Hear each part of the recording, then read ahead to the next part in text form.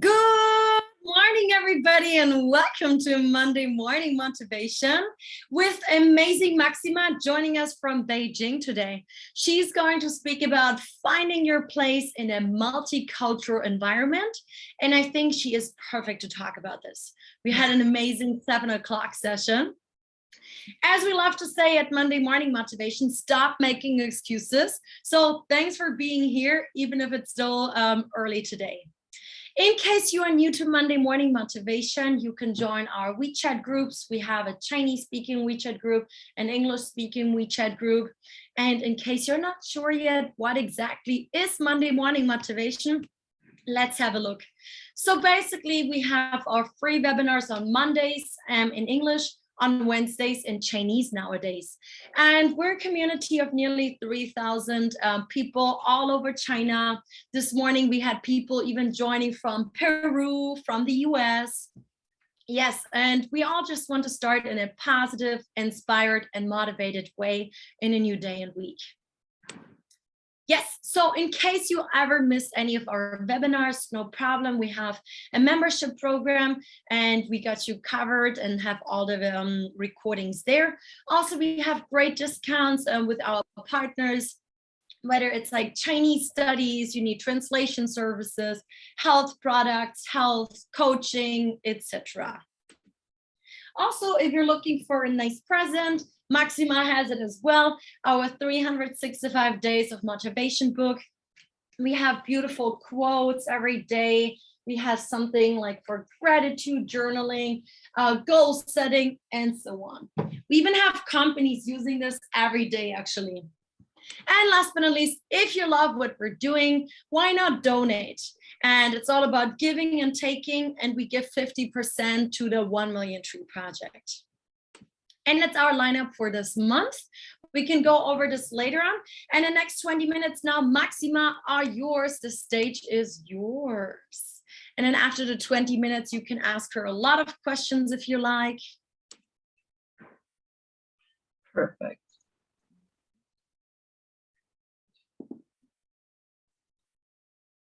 Oh my God. Is it working? Yes, but no, but yes. Yes, now. Okay. Hey, Sebastian from Australia is even joining. We have China in the house and Australia too. Amazing. Okay, beautiful. I can see your screen now. Yes, now wait. Okay, now it's working. Ah, yes. Can you see it? Yes, you can. Yes, you can. Okay. So, first of all, thank you to Janine for having me again, second session. Very excited. So I will be talking today about finding your place in a multicultural environment. So short disclaimer, that's my personal story, just how I encountered everything. Exactly. So, and today's session, I will be talking about two major questions. One of them is, what do we consider home when growing up and living in a multicultural environment? This has just been a question I have been asking myself now for a pretty long time, and I will share my way to answers, or like if I've actually found the answer. And secondly, I will be talking how does it influence our outlook on life. So first of all, I want you to get to know me in order to understand my story a bit better. My name is Maxima Lucia, and I am a so-called third culture kid, meaning my mother is from Peru, South America. My dad is from Germany. I was actually born in Germany, but my formative years have been here in China, in Beijing to be precise. So that means I did not grow up in the home country of my parents. Exactly, here it says again.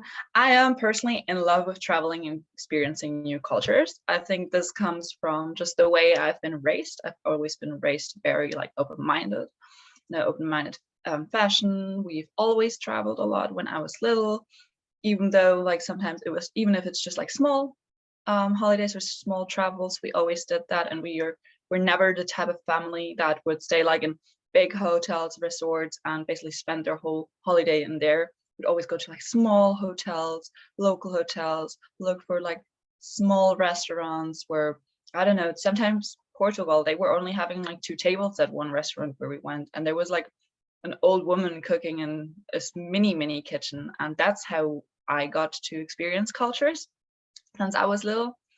And I was lucky enough to move to China before COVID hit, so I was also privileged to experience a lot of different Asian cultures, but also I went to New Zealand and Australia, and with that just got to know a lot of places and a lot of people. That's what I love. I don't like really saying I got to know a lot of places or like went to a lot of places. I think for me it's more like the people. Exactly, here we have again the definition of being a so-called third culture kid or multicultural kid. It's just children who spend their formative years in places that are not their parents' homeland. My example, my dad is here from Germany. My mom is from Peru, South America. And then there's me, Maxima, and I'm living here in Beijing. And that's basically, if you want to have if you would ask me a place where I'm at home right now, that's Beijing. So, but the first time I've actually been asked, so what does home mean to you, was when I was actually in primary school. It was like a get to know me sheet, I remember, and they just asked you to like define home. And I always said like, okay, home, that's where my close family is, my parents, like always my mom, my dad, and my brother. I didn't grow up close to my grandparents, so yes, I just didn't really consider them in that sense. I love them, but that just wasn't my home. And it always had to do something with emotions, with a place where I felt loved and understood. Understood was, I think, the main part in this, because since I was little, my parents always allowed me to talk as much as I wanted, and believe me, I talked a lot when I was little, but I still felt understood. And it was a place where I was normal. I really often did not feel normal when I was little. I was a very happy child though, like my childhood was amazing and I'm so thankful for it. So I don't want it to sound like tragic or anything, because it really isn't, but I just never felt that normal. Starting by, I don't know, primary or like in kindergarten, I wasn't normal because I was speaking Spanish and German. So just German kids were saying like, oh, like you're weird. I get it. Like I was speaking Spanish, but for me that was normal. So, or I was sometimes not light enough, like comments were made about my skin, and little kids can just be like really cruel. But I also encountered sometimes comments from like older people, authority figures, where they were saying like, oh, like this might be normal in the country where your mom is from or where you're from, but this is not normal here. Or also when people would get to know me, it was always so like, where are you from? And I was like, oh, like I'm from Germany. They were like, okay, but like now, like really, like where are you from? And I was like, well, I'm German. Like, But then whereas like if I would go to Peru, they would be like, oh, la gringuita, like the foreigner. Like they meant it with a lot of love, but like I didn't feel at home there. And my Spanish, if you would hear my Spanish, like I'm fluent, it's perfect, but it has a very heavy German accent, so you can tell I'm not Peruvian. And so I never really felt normal. I don't know. I feel like especially if you're little, you want to be normal because you want to fit in. And then the older you get, the more like extra you want to be. And you want to be different to other people, but you just want to be part of the community when you're younger. So that's also when I kind of realized, and it hit me when my friends, they all defined home as the house, like the place they were living, like that small hometown I have. It's called Altdorf. 4,000 people live there. And they also named their bigger family, their grandpa, grandma, and they were like, you know, like this is my home. Like I'm gonna live here forever. Like they were planning, like I want to build my house there and all that.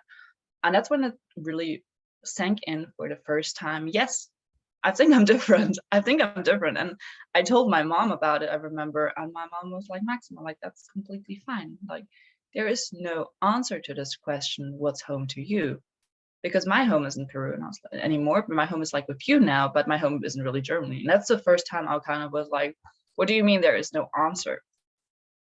And then at 14, my parents decided to move to China. And that's kind of when it all started again with like, where is home? Because when I was little and living in Germany, I just kind of adapted that, okay, home is here where I live, this house, this place with these people, because I just needed an answer, even though my mom told me there is no answer. I just adapted it and I was happy for a few years.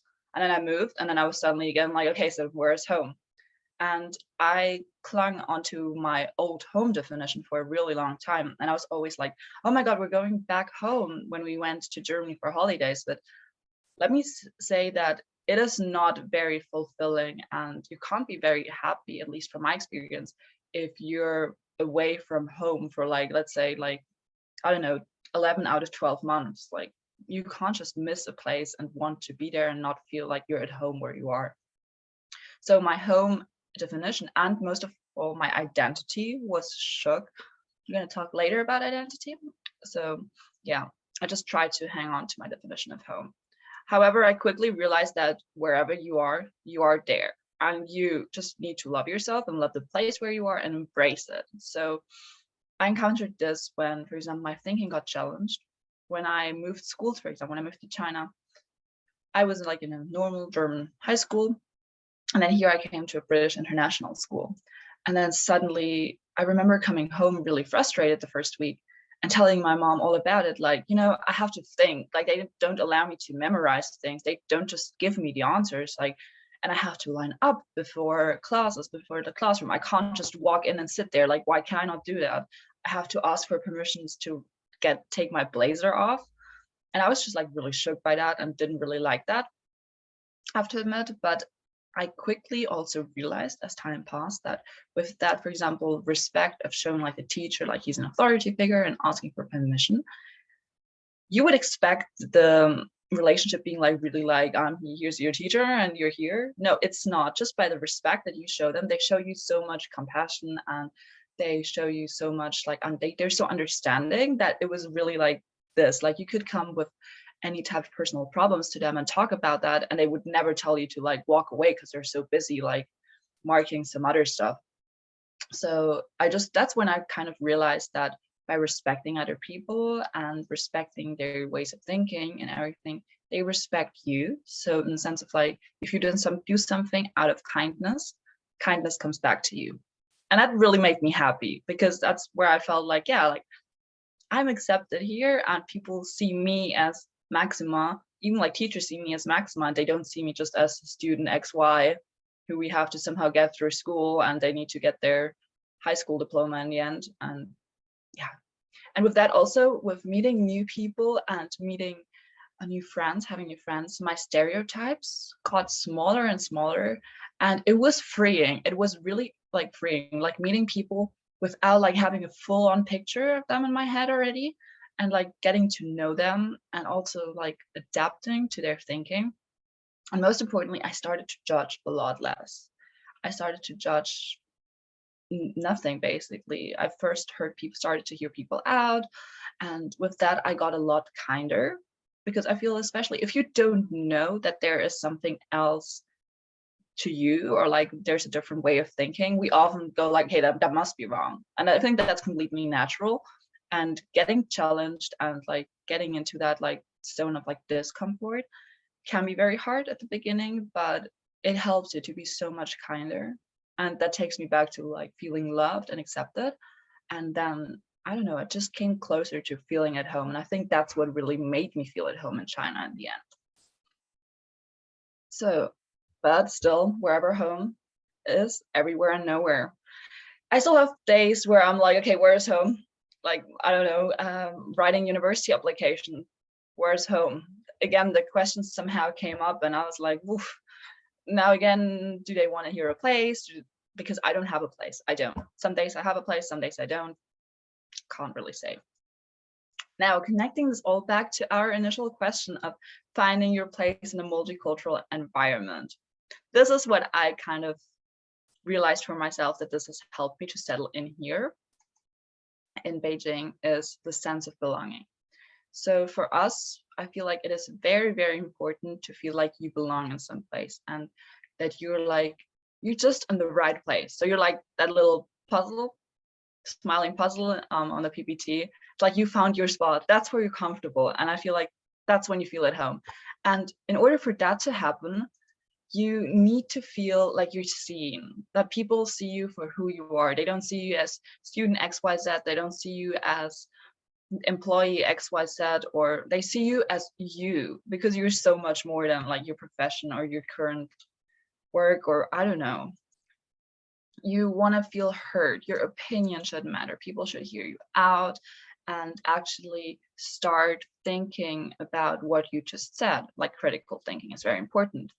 You want to feel understood. I feel that's the most important thing. Also, like for me personally, I always wanted to feel understood. And I feel like here, when living here in China, it was the first time I actually felt understood in this way. I don't know, I can't really describe it. It's really bizarre, but I feel like you just feel once you're understood.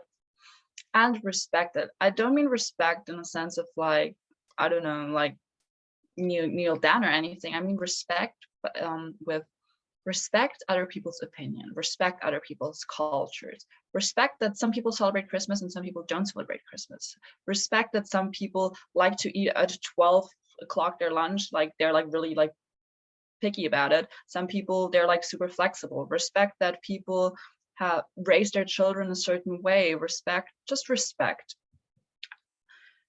And I feel like when you once you respect someone, you get respect back, and that's when like everything's like at peace. And then tolerance is very, very big. I think tolerance links very closely to respect, but especially in a place like Beijing or wherever you are, just like where a lot of cultures come together, tolerance is very, very big, because you don't always agree with everything and you don't always understand everything. So in order to feel loved and to have embrace that kindness and get that kindness from people, you need to be tolerant. You need to accept that people are not always gonna think like you, and people are not always gonna say what you want them to say, but you can still be friends and still feel like you belong there as long as you tolerate that. And that leads us to our last point, which for me is group identity. So group identity just means you found your puzzle, like you found your space, you found the puzzle where you belong. So I think this takes us back to like also when you see biology, since like the caveman's days, we're like herd people. We want to be part of a group. And as long as we're not part of a group, it's sometimes very hard to feel like you belong. It feels very hard to feel like you're at peace where you are. And I think with that also, it's hard to feel like you're at home or you have a home. And this all like links to the words I've said before, because I feel like those kind of bring you to that group identity feeling. And by moving to China, I personally learned that I have to surround myself with people who might not always agree with me, and vice versa, and how to tolerate that and not just walk away. Because I feel like sometimes it's the easiest thing to do is just walk away and be like in denial of whatever they've said and like stick to whatever you think is right. And then we have personal identity. So by personal identity, I mean, it's just how are you different compared to those around you? I feel like you would think it's very easy, because I think everyone wants to be different. No one wants to be like someone else. Everyone wants to be unique.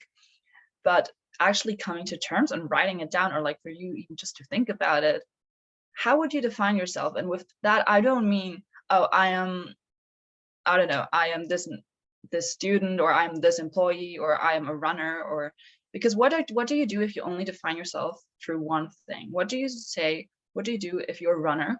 You're like, I am a runner, that's who I am. And then suddenly you get injured and then you can't run anymore. And then it's like, who are you? And I feel like a lot of people have that at different points in life. I had that when I finished with school, I have to be honest. I was like, okay, now I'm not a student anymore. Who am I? But I think it comes in like waves, and that's completely normal. But once you have your personal identity, it brings you closer to feeling at home and knowing where home is. But we have social identities, and social identities are basically just how similar you are to other people.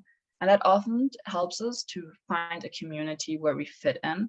So in order to know what type of group identity you want to be part of, it's very important to know your core values. So for example, I don't know, people who are very like positive, like to be surrounded by positive people, people who are just happy, want to be with happy people, people who like, I don't know, you notice it already with arts, like people who are into music like to be around musicians, people who love math like to be around like-minded people. So that's basically the key of it. You just like to be around like-minded people because you feel understood, respected, listened, and heard. However, yeah, so like the more personal and social identities you have, the more adaptable you are. So for example, the more hobbies you have, the more likely you're gonna be to find a hobby when you move, because they might not always have hockey at every place, let's put it like that. So I would say for me as a multicultural person, but also as like by living in a multicultural environment, I would say that my identity is rooted in people rather than places. So every person that I meet has an impact on me, and every person that I meet and every experience I go through changes my personal identity. So they change my beliefs because I often adapt to them, I hear them out, and I just, yeah, sometimes, you know, other people say something you would have never thought of, but you can like totally agree. And I think that's just what happens most of the time. So now we come to my answer. And I don't have an answer. I don't know if you came here and thought I had it all figured out. I really don't. There is no universal answer to how to find home. Right now, for me, I came to the terms that it's a feeling of being accepted and respected and heard and just everything what I listed before. But what I've also realized, which is really nice and really positive, I'm really grateful for that, is that through this journey, which has not ended yet, I have managed to have a greater facet and a greater spectrum of values. So by experiencing and accepting other cultures, my values have changed quite a lot, because I feel like not every culture has every like value, but like doesn't like really think about every possible value you could set, like have as a human. So I have like more values compared to a few years ago and compared to like a few interactions ago. And I'm really grateful for that, because it makes me like more relatable to other people. And with that, I can be a lot kinder, and people are a lot kinder to me. And therefore I feel loved. And love is just like the basic when looking for like a home, I feel. Also, this journey has made me a lot more resilient. I can feel at home anywhere. I feel like I'm gonna go to uni soon. I'm not scared that I won't feel at home. I'm pretty confident that I can find a home wherever I am in this world. And I hope that you can too, but I'm pretty sure because many of you live like very far away from your family. So with this also adaptability comes. I'm very adaptable. Like I can eat whatever. I'm very open. I've always been raised like that. I don't deny any type of food as long as I haven't tried it. And even if I don't like it, I usually just eat it out of respect, out of also gratefulness, because I'm just grateful to have something to eat. So I'm just very, very adaptable. I'm adaptable also to situations.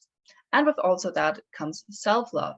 Self-love and acceptance, and accepting your situation is so important when striving for love and the feeling of like being at home and belonging, because self-love is like the basis of giving love to other people. And I've said it many times already, but by being compassionate and kind to other people, only kindness will come in return.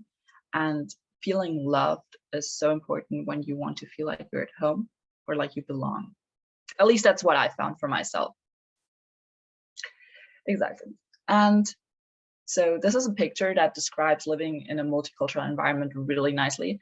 It's just like a fish swimming in a small pond. Yeah, he's safe. There are not a lot of animals who like could eat him, and swimming in a bigger pond is a lot scarier.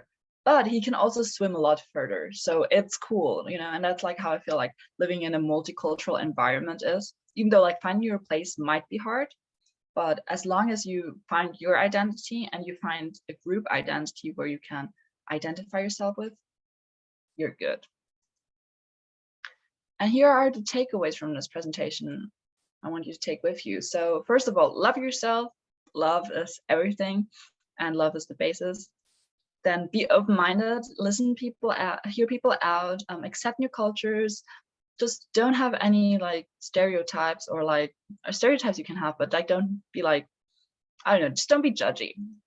Do not pressure yourself. Do not pressure yourself into finding an answer. Like, you won't find an answer, believe me. And even if you think you found an answer now, maybe tomorrow you're not going to be happy with that answer of like your definition of home. There is no answer.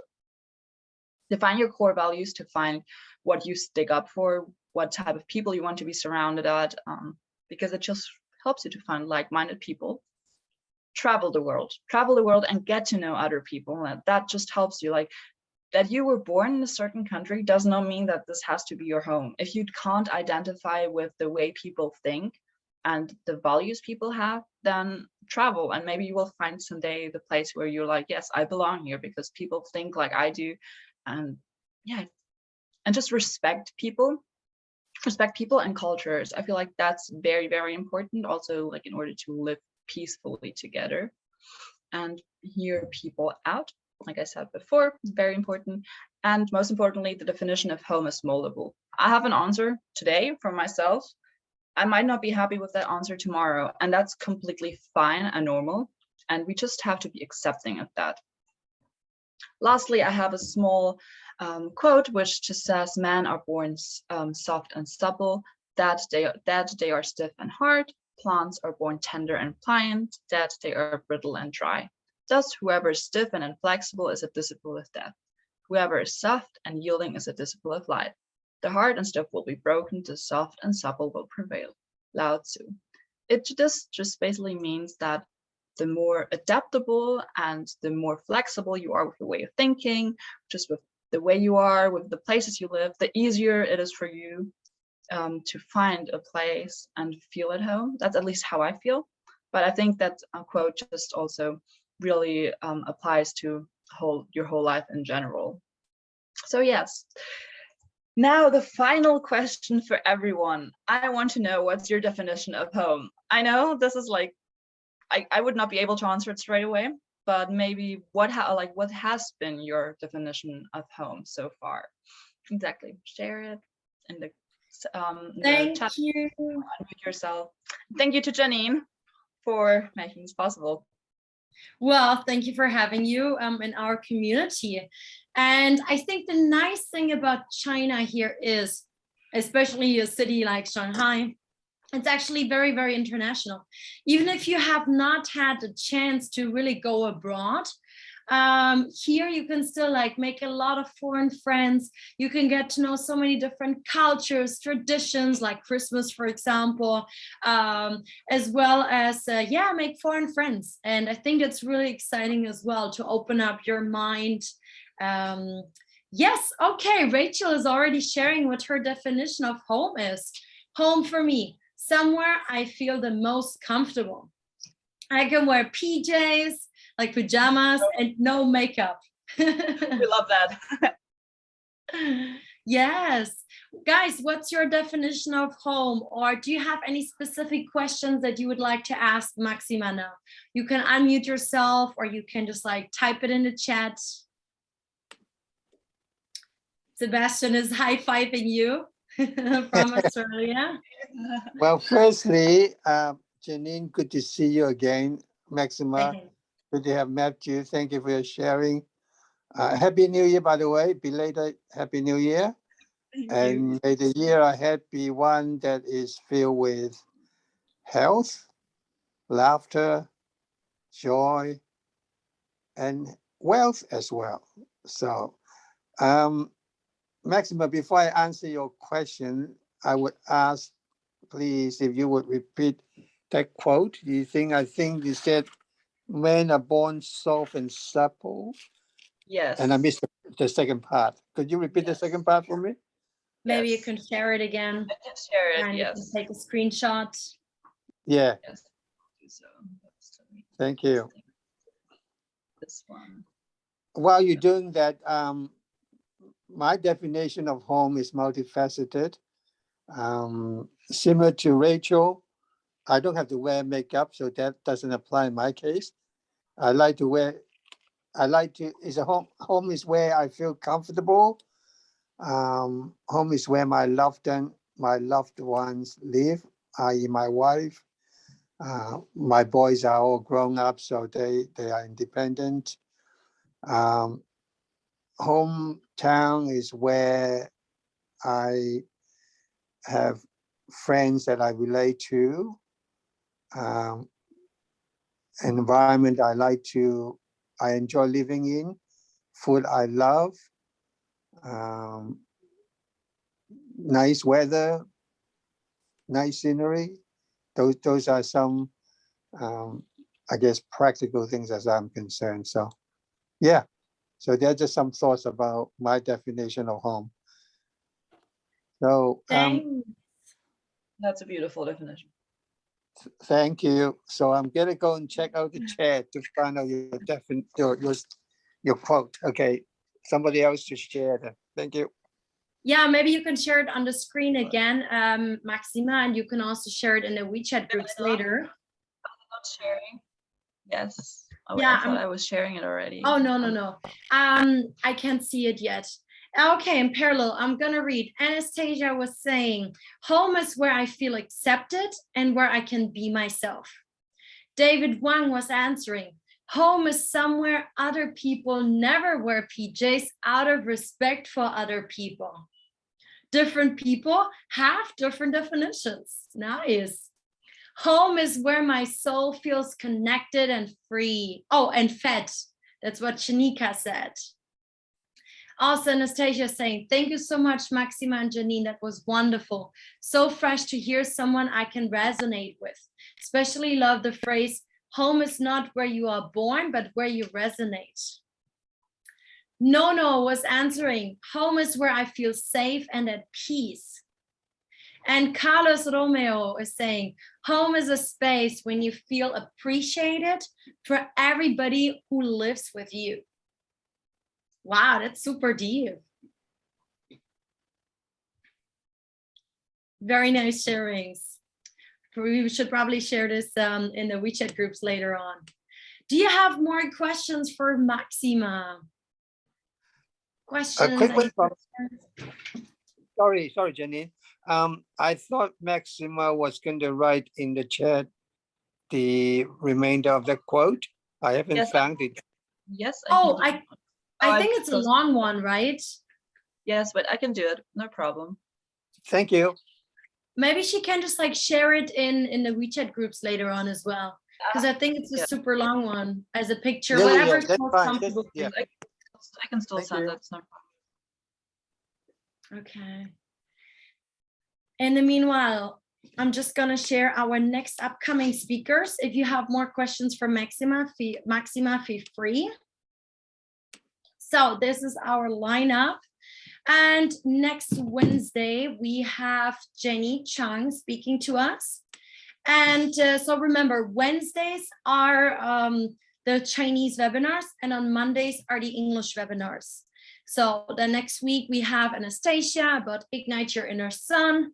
So we keep you posted in the WeChat groups. In case you are not in our WeChat group yet, you can scan the QR code to join the English speaking WeChat group or the Chinese speaking WeChat group.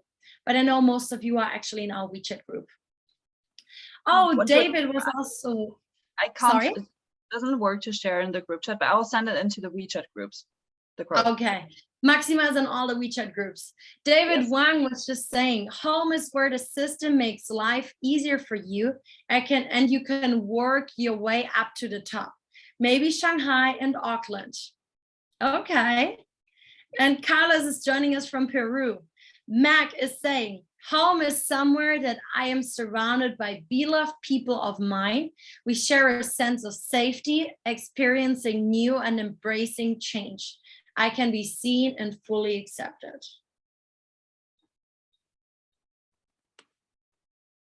I love the question that you asked us, Maxima, and the replies are really deep. I feel like most people are just going to keep on thinking about this the whole day, because it is a question that's it's so simple though, to ask, but it's so hard to answer. Because nobody ever asked us this. May I ask a question of you? Another question, Maxima? Yes, sure. What have what are what have let's start again. What are some of the attractions that you have found in? Are you in Beijing or you in Shanghai? Beijing. I'm in Beijing. What about Beijing that you have found attractive thus far? Beijing. Yeah, I think or for China myself, for that matter. about China in general. So I mean, obviously the whole thing about like it's safe and like it's so accessible, but I feel like also the flexibility. People are very flexible, I feel, and people never gave you the impression that they are in a rush.